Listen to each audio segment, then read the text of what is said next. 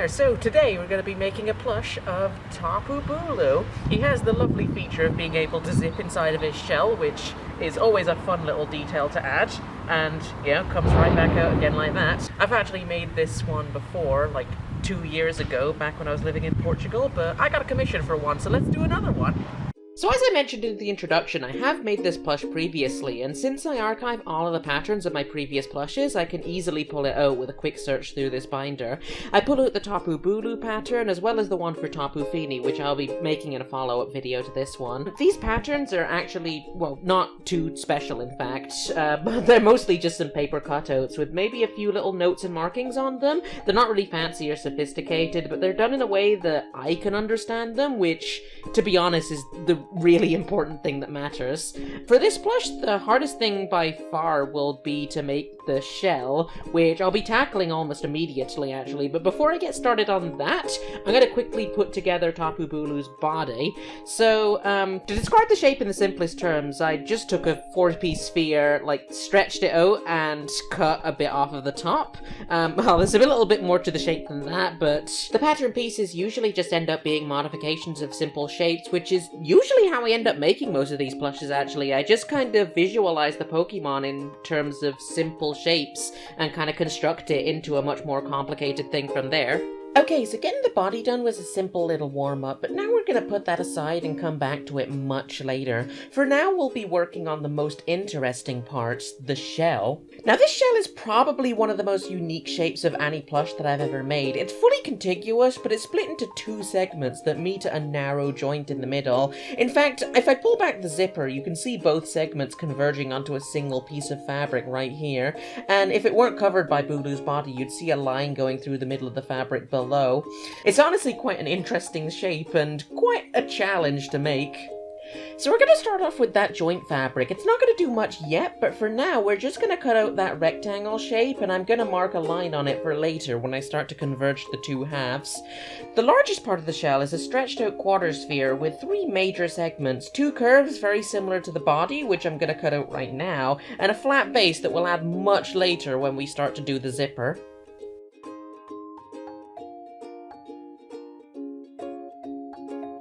You may have noticed that I also cut out 2 semicircles, and those are going to be used for the point where the 2 halves meet. I'm going to make a small half cylinder, which I'll connect to the curved shell shape that I just made. I'm not quite sure why I segmented it in the pattern like this. I mean, Tapu Bulu's shell does segment in a similar way, but part of the design makes me feel like I just messed up the size of the shell when I first made it and just patched it over with this.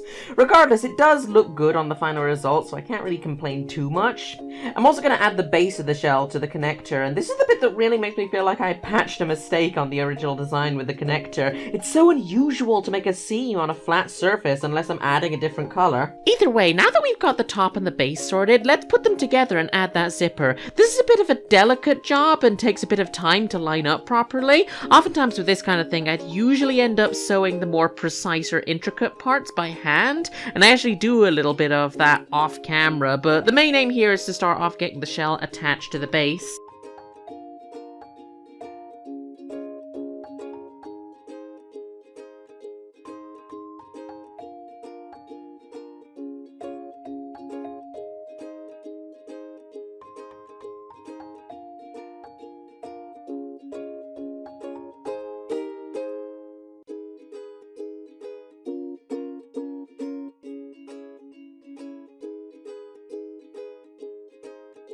That's the first zipper done, and I'm pretty happy with it, so now I've got to put one onto the other side. It's pretty much the same thing as before, and both of the zippers will meet at the end of the shell, and that is not a sound that it should be making at all. Something's gone very wrong, and I've got to check it out. Turns out the machine really didn't agree with the zipper and got damaged in the process. I had to open it up and make a lot of adjustments just to get it working again. I think the thickness of the zipper pushed the needle back because it ended up bending backwards and getting caught behind the bobbin. I then just adjust the needle position, resync the bobbin, and carry on as normal. There does appear to be some internal damage around the wheel, but there's not really much that I can do short of taking the whole thing apart to address that. So I might just be replacing this machine soon. Anyway, technical difficulties aside, I've finished the first half of the shell. All I've got left now to do is to turn it inside out, or I guess in this case it's inside in? Either way, I have it looking the way that it's supposed to now, and I'm just going to stuff it until it's nice and firm. Although with this plush, I want to be careful not to stuff it too much, because it may actually make it difficult to zip up later. Once I'm done, the shell is looking pretty nice, and as you can also see, the zipper went on pretty nicely and functions as intended. At the moment, it's not really connected to anything, so it's probably about time that we start constructing the other end. Now, as is to be expected, the other side is mostly the same as what I've already done, with maybe a few logistical differences in attaching it to the already existing first half. One thing that I completely forgot to mention is the magnets that I'm putting onto the two halves, and this is partially because I actually forgot to put it on the first half and I have to hand sew it on later, but these are simply to hold the shell up when it's open, and they give it a bit of a little satisfying click when it comes into place. The magnets here are actually quite strong, and on their own they actually take quite some force to separate and come together over quite a fair distance.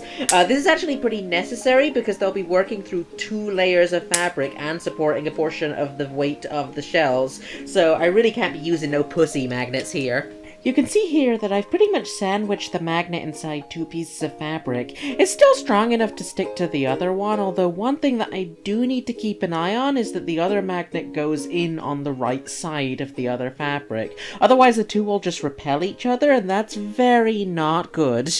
As mentioned earlier, I actually forgot to put the magnet into the first half, so I actually hand sew it in off camera. So right now I'm continuing with the other side of the shell.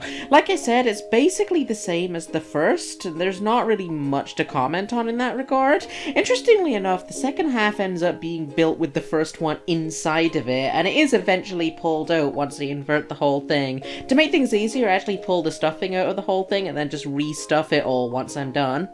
I've left a small gap by the joint, and I'll be using this to pull the whole thing inside out. I'll close that little hole with some hand sewing later on, but I actually do leave it open for almost the entire job actually, because it does make it easier to make adjustments if I need to, especially if I find that I've stuffed it too much or too little. This is especially important for this plush because with the way that it folds, I absolutely have to be sure that it isn't too dense, otherwise it'll just be too challenging to actually close with the zipper. I can fit the body inside right now, which is a good sign, and I'll have to carefully watch that going forward. Anyway, the shell is complete now. It looks really nice. It folds properly and zips up, and I just pick up the body to see if it fits inside, and that's nice. So it's about time to sew it in now. So I'm gonna hand sew the top of the head all the way around, and I also remember to add the eyes in just before I go any further. I'm using plastic eyes for this, which I actually do with most of my plushes. They just involve putting a hole through the fabric and then fastening the eye into that hole with a cap that kind of goes through on the backside. It's already starting to look quite cute with these little eyes on, so I'm just gonna go around the rest of the head and just sew it to the shell.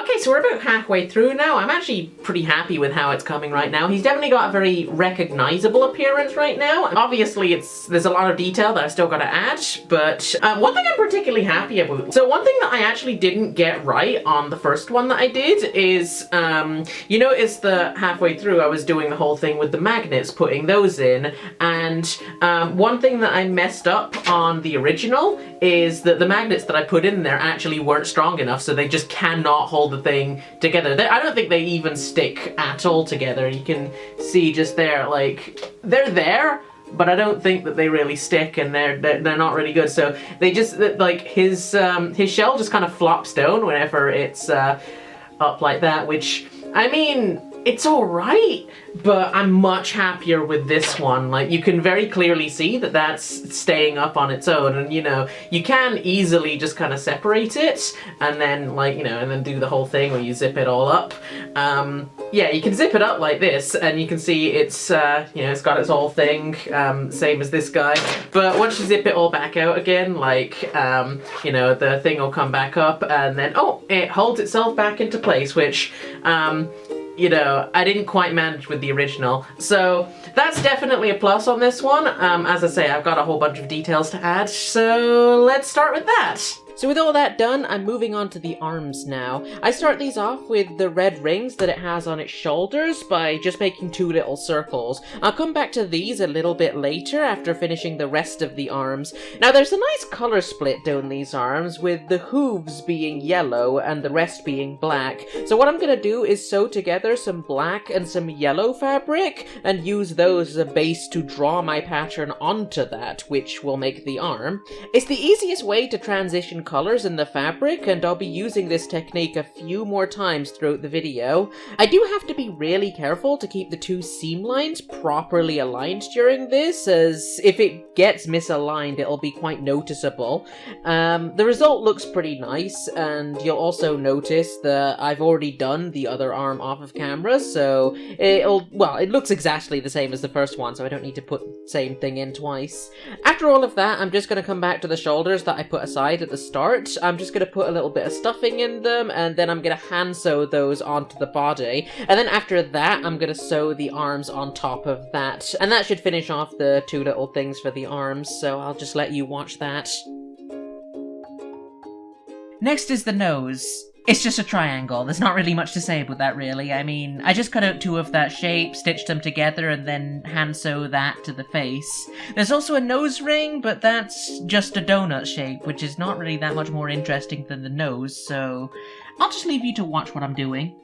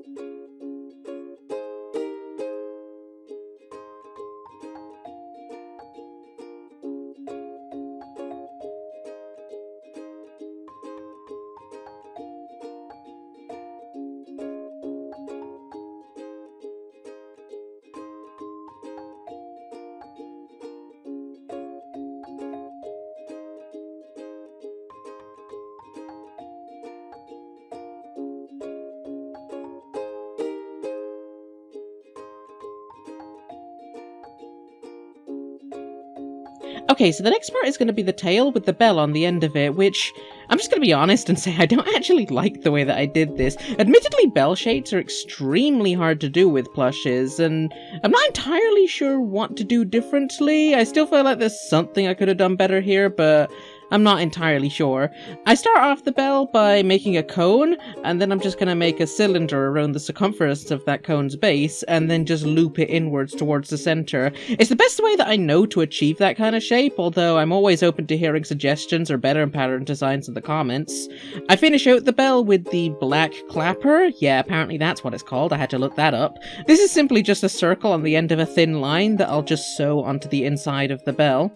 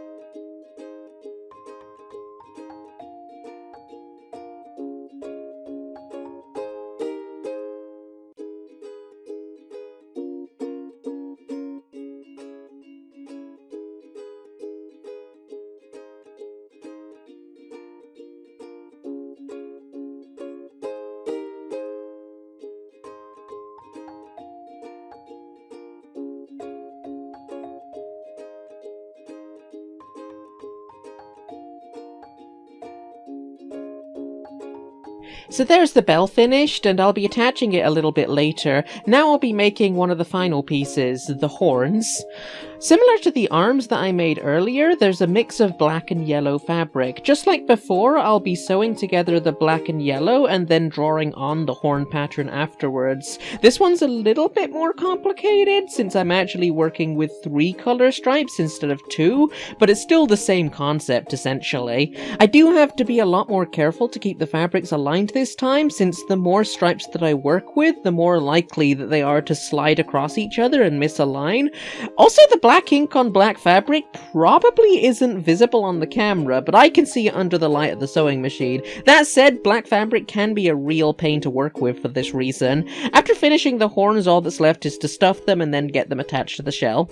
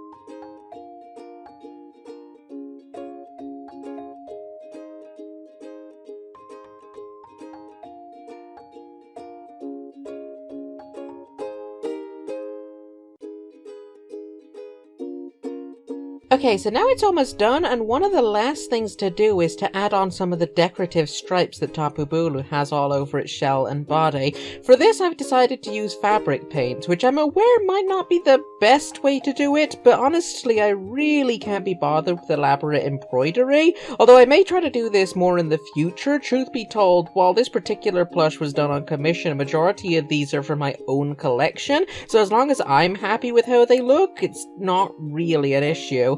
That said, if you were to commission me for something like this and you wanted me to do this kind of thing differently, then feel free to request that.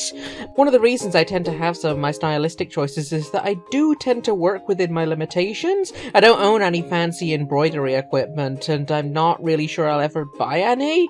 This is mostly just a hobby for me, and I also tend to avoid owning large expensive equipment for personal reasons. Despite what some people might say about the sewing machine that I use, I really do like it because it's small, light, and easy to carry around, which is actually really important for me in my lifestyle. I actually replaced this with a much larger one that you'll see in the next video, and I really regret doing so.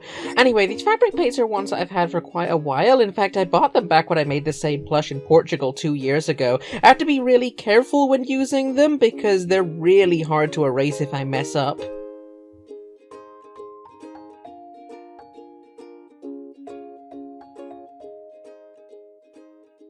So here it is all finished. I'm really happy with this one. It's a little bit nicer than the one before, and I'm just going to open it up now so that you can see the full thing on the inside. Here it is all like that. The magnets are actually really nice. They give like a really satisfying little click to it, and then it holds itself in place, which is really nice. It was something that I didn't actually do properly on like the original one that I did. This is the original, and it doesn't. It's a lot harder to actually like zip up into itself, which I've actually improved quite a bit on the new one. And I think part of the problem was the fact that up here there just was not enough space for the thing to come in on itself, whereas on this one I've got like a lot more. You can see that there's a much bigger space over there, and I think it gives it a lot more opportunity to just like compress into itself. If you're looking at them like this, you probably can't tell much of a difference. There's a few like minor things, like this one has a slightly different zipper, but like I think most of the differences between these two is in the finer details. But as I say, with this one of the much nicer details is the fact that it is much easier to zip in on itself. In fact, if I just do it like this, I mean, it's still like a little bit of a tight fit, but you can still get it in there for the most part as long as you know what you're doing, and I'm pretty happy with that, to be honest. So that's it all zipped up. I've got another plush to do. This one was actually a commission, as I mentioned at the start of the video, and the person also commissioned Tapu Fini, so that's going to be the next video coming up, so stay tuned for that one. Thanks for watching, and see you next time. Thank you for watching through this video. If you enjoyed it, I'd really appreciate if you subscribed to the channel, followed me on Twitter, and gave this video a thumbs up. If you'd like to support me in making more videos like this, you can check out my Patreon. All links can be found in the description.